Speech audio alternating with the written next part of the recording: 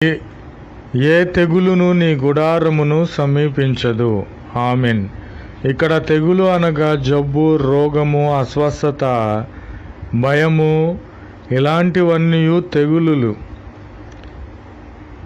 నీ గుడారము అనగా ఇక్కడ 2 రకములుగా ఉన్నవి.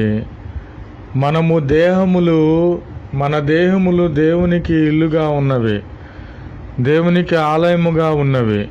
అలాగుని లోక సంబంధమైన మనము కట్టించుకొని నా ఇళ్ళు